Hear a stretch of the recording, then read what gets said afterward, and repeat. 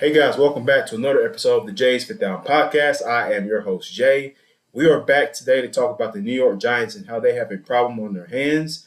A team that went 9-7-1 in 2022, went to the divisional round of the playoffs. So, for the first time in like 5 or 6 years, the Giants finally made the playoffs under head coach Brian Daboll in his first season running the ship there in New York. But we'll talk about the fact that they and everything is in a great spot for New York. So we'll get into that and much more. But please make sure you guys subscribe to us here on the channel.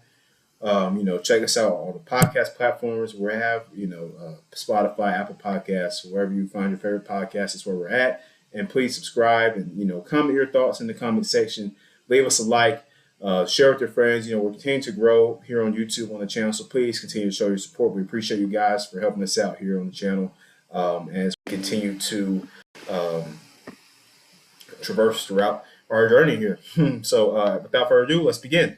So like I said, we'll start off with the Giants, man. I mean, they went 9-7-1 last year under Brian Daboll. They made the playoffs for the first time in a while. I mean, went through a bunch of head coaches before him. I mean, including Joe Judge, who decided to call a QB sneak on like a fourth down. I mean, in their own inside their own 20-yard line for some reason. Very stupid.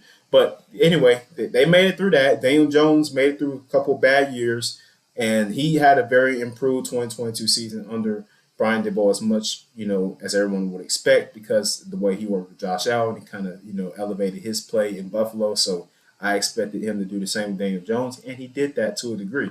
However, this team has still got some issues on their hands.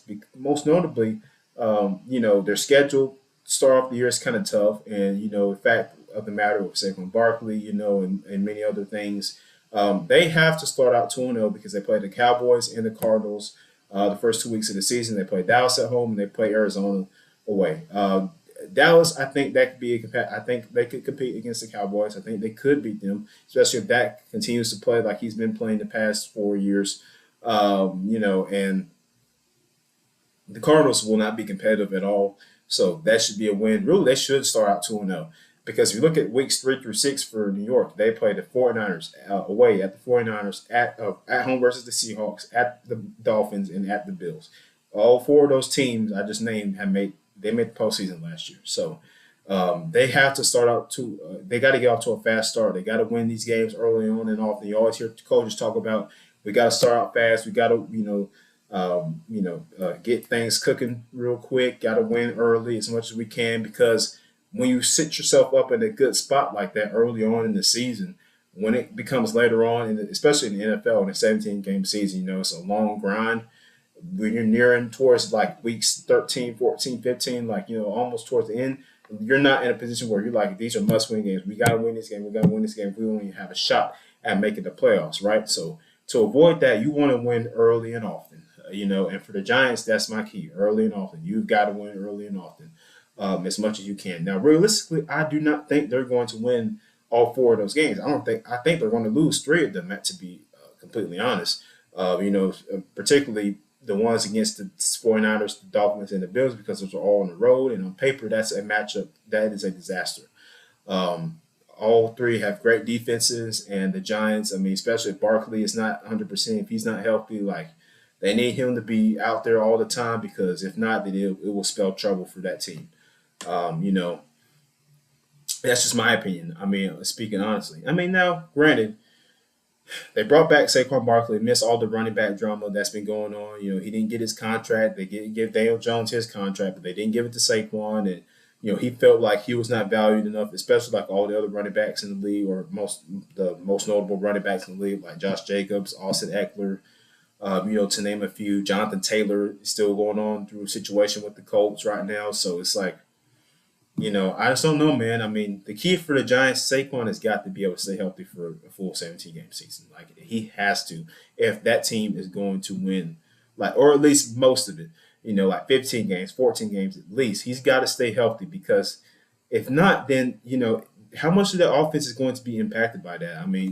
Can we honestly sit back here and say we completely trust Daniel Jones to run this offense, to carry on his back, and sit back and drop back and pass 40 times a game if Saquon's not out there running the ball? to win us football games. It's no, I'm sorry, no. Especially when you're playing teams like the Eagles, the Bills, the Seahawks, like all these teams, like um, I mean, you're not going to be able to just sit back and do that. All these great defenses, and some of these teams are getting better. They're going to get better over the course of the season. And in the NFL, any given Sunday, anybody can win.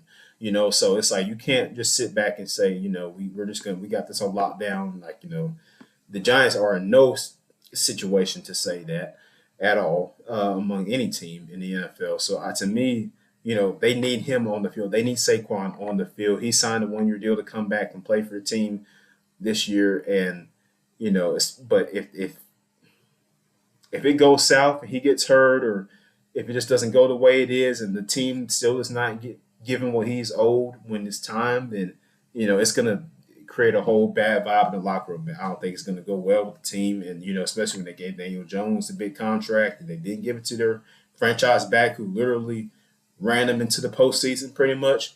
So it's like, that's just my thoughts on it. I mean, and not to mention, the team, um, they don't have the greatest outside weapons either for Daniel Jones. So I will give him benefit of the doubt on that. He hasn't had the best options to work with outside of Sterling Shepard and Darius Slayton, give or take a few games. I mean, other than that, he hasn't had much to work with.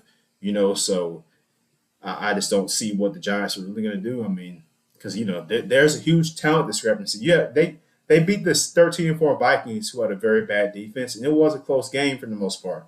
But when they went against the Eagles in the divisional round, it was a bloodbath, like a bludgeoning beatdown. I mean, Eagles were at the ball all over them, and they were just more physical, and they just beat them pound for pound. And sometimes that happens in the league. When your team is just that less talented than the team you're facing, that's what's going to happen 99% of the time. So I just don't know. I mean, with New York, I just don't see them going that far right now until they just could get the pieces that they need, to actually compete with some of those juggernaut teams in the NFC, like the Cowboys, yeah, the San Francisco 49ers, the Philadelphia Eagles. I mean, to name a few. Even the Detroit Lions, I could throw in there because they're going to be pretty good this year. So I just don't know, man, about the. I just don't know about the Giants. I mean, now they did make some good offseason additions. They brought in Jalen Hyatt, who I heard has had a great camp. I mean, this kid, he's a very speedy wide receiver from Tennessee. I got the pleasure to watch him unload on Alabama in his college season. His last college season there at Tennessee, and he had like 5 touchdowns, I think, and like over 200 yards receiving. It was ridiculous. So this guy can play football. He can play. That's why the Giants picked him up in the draft. I really like that they picked him up, and he's going to be a great player out wide. I expect him to get a lot of looks early on and often. Darren Waller, they traded for him, from the Vegas Raiders team, so Las Vegas Raiders. So I expect him to have a big role in that offense as well. Darren Waller is a guy who can stretch the field. He's a big body target. He has injury issues staying on the field. That's my only concern for the Giants. They have a lot of players who cannot stay healthy. So that's my problem for them. I mean, their guys have got to stay healthy, But other than that, I mean, the team is solid when you look at defensively. Kayvon Thibodeau, I expect him to continue to grow and get better. Dexter Lawrence, their big guy in the middle on the D line, he's an amazing player, one of the underrated defensive tackles I think in the league. By metrics, if you think about it, because everybody talks about Chris Jones and Aaron Donald and you know Jeffrey Simmons. I mean, and rightfully so, all those guys are very talented. But don't forget about Dexter Lawrence too. He's really good. One of the better players on that defense last year. So I just don't know, man. I mean, this team. I don't know what they're going to be. I mean, and they have to. All I know is they have to win the games that matter. They have to. They have to win.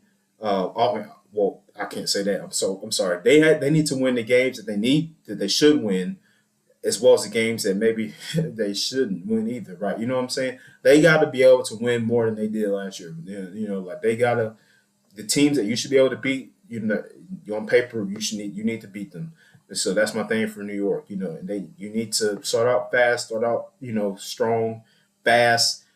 Get after teams physically, like the offensive line. It got a little bit better. Andrew Thomas, one of the league's best young left tackles, he got his extension from New York, so I'm happy for him. The former Georgia product, he looks pretty good out there, and hopefully Evan Neal will also the Alabama product to SEC offensive tackles right there. So hopefully they'll improve and they'll continue to get better and keep a clean pocket for Daniel Jones to operate the football with throwing the football. So I mean, like I said, I mean the Giants just they need to they just have to stay consistent. They have to start out fast and they have to start out strong and aggressive. They cannot they can't just they can't start out slow. They can't fold. They can't be wishy washy. Like this is a team that they have high, like I said, their expectations are high for this year because they made the playoffs last year. Giants fans want to see this team back in the postseason every single year now because they did it last year. The last 5 or 6 years they didn't do it, so there were no expectations. But now there are because they made the playoffs last year and beat a 13-4 team in the Vikings. But like I said, when you run into those teams like the Eagles and the Cowboys and the 49ers, where the talent discrepancy is big, it's like you in teams that are going to run the football through you, over you for 4 quarters, you got to be able to stop that. So, I don't see them beating those types of teams, not right now. So at best, I mean, yeah, I say they're a wild card divisional team right now. That's just what they are. That's their ceiling. And their floor is like, 6 wins, 7-win team. I mean, that's just what it is for the Giants right now. But they have to get the Saquon. They got to get Saquon his money, and they have to. Like they got to figure out how to pay him. When his deal is up, or they got to figure out something because if he leaves this team, they're done. I'm sorry, they're done. The Giants are toast. You don't find a number 2 overall pick like Barkley, growing on trees, out of college. Like he's catching the ball out the backfield, what he can do, running his elusiveness, running between the tackles. He's very special. He's a very talented back. He's really one of the only reasons they were in the playoffs because he was able to come in and have an efficient year and he was healthy for the good majority of it. So that's just my thing. They got to get that situated, and if they do, then maybe in the future this team could win some more games. They can be more competitive in the playoffs, but for right now, I just don't see them, going past like the divisional round. That's just not realistic. But they have to start out fast in 2023 if they want to even have a shot, at going back to the postseason. So that's my thoughts. I mean, like I said, they were 2-7 against teams that qualified for the postseason 2022, meaning they lost to a lot of teams that made the playoffs last year, and they were 7-0-1 against teams that didn't. So still, you got to be able to win some of those games against those better teams. That's just how it is. I mean, because when you make it to that part of the season, the postseason, you have got to win against you're matched up against the best teams. That's how it works. The best teams go to the playoffs, so you have to be able to win those games. And if the Giants can't do that in the season, then they definitely can't do it in the playoffs. So that's just my opinion. But let me know what you guys think about New York. Can they build off of a solid 2022 season? Can Brian Daboll continue to bring this team up through the ranks? And could they surprise us and maybe go really far, or will they continue to stay where they're at, or will they regress? Let me know what you guys think in the comments. Subscribe to the channel, and thank you for watching, and we will see you next time on Jay's Fifth Down.